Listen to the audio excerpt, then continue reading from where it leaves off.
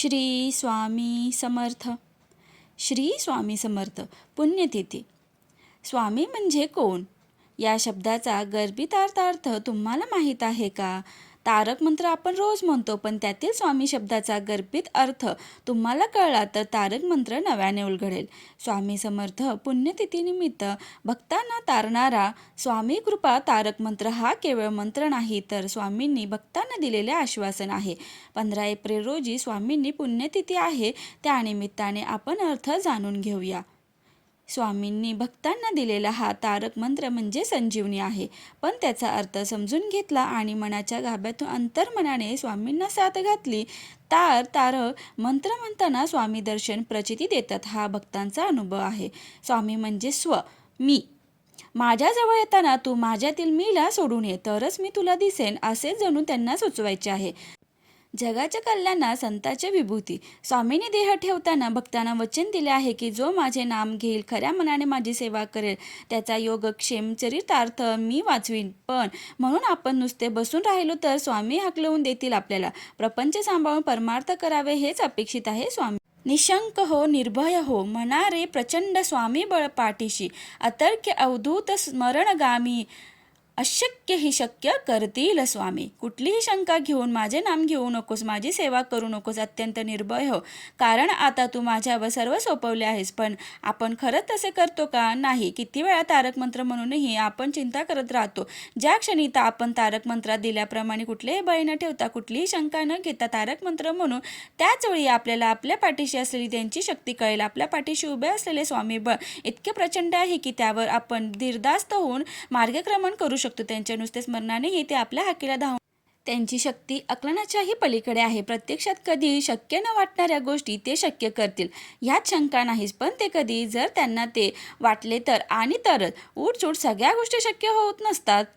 जिथे स्वामी पाय तिथे न्यून काय, स्वय भक्त प्रारब्ध घडवी ही माय, आज्ञेविन काळना नेई त्याला, परलोकेही ना भीती तयाला. आपण स्वामीचरण कधीच सोडू नयेत, कारण स्वामींच्या पायाशी सर्व विश्व आहे. आपल्या भक्ताचे प्रारब्ध घडवणाऱ्या, आपल्यावर मायेची पकरण करणाऱ्या स्वामींना त्रिवार वंदन. हा इहलोक सोडून परलोकी जायची वेळ आली तरी स्वामी आज्ञेशिवाय आपल्याला प्रत्यक्ष काळही नेऊ शकणार नाही, अशी ही अलौकिक शक्ती आहे. परलोकात सुद्धा आपल्याला भिण्याचे कारण नाही, कारण आपल्या भक्तांना प्रत्यक्ष क्षणी सांभाळणारी अशी ताकद म्हणजे स्वामी. उगाची भीतोसी भय हे पळू दे, जवळी उभी स्वामी शक्ती कळू दे.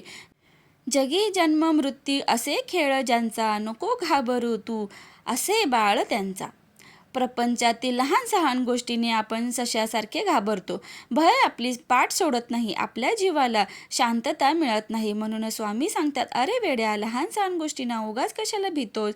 तुझ्याजवळ माझी शक्ती उभी आहे, तिला ओळखायला शिक. हा जन्म मृत्यूचा खेळ चालूच राहणार आहे, पण आपण स्वामी सेवेत आहोत, त्यांचे बालक आहोत याची खूण गाठ मनी ठेव. खरा होई जागा श्रद्धेसहित, कसा होशी त्याविन तू स्वामी भक्त. कितीदा दिला बोल त्यानेच हात, नको डगमगू स्वामी देतील साथ. स्वामींवर गाढ श्रद्धा असेल तरच तुला स्वामी या 2 शब्दांचा अर्थ समजू शकेल, आणि तितकी खोलवर श्रद्धा असल्याशिवाय तू स्वामी भक्त होऊ शकणार नाहीस. आयुष्यात अनेक प्रसंगात तुला तारणारे स्वामीच आहेत. कित्येक संकटातून तुला बाहेर काढणारे तारणहार स्वामीच आहेत. त्यांनी किती वेळा तुला हात दिलाय त्याचा विचार कर. अखेरच्या श्वासापर्यंत ते तुला साथ देणार आहेत.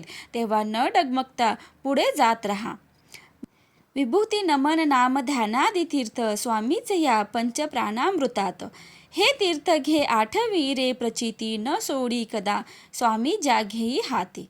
प्राण अपान उदान व्यान उदान समान ह्या पंचप्राणांमध्ये स्वामीच तर आहेत. स्वामींची विभूत आणि तीर्थ ह्यात सुद्धा स्वामींचा अंश आहेच. हे तीर्थ घेताना त्यांनी प्रत्येक संकटातून कसे आणि किती वेळा बाहेर काढले, प्रचिती दिली ते आठव. श्रद्धेने मनापासून सेवा करणाऱ्या आपल्या भक्ताचा हात स्वामी कधीच सोडत नाहीत, ही खूण गाठ मनाशी ठेव. स्वामी सदैव सांगतात, भिवू नको, मी तुझ्या पाठीशी आहे. श्री स्वामी समर्थ.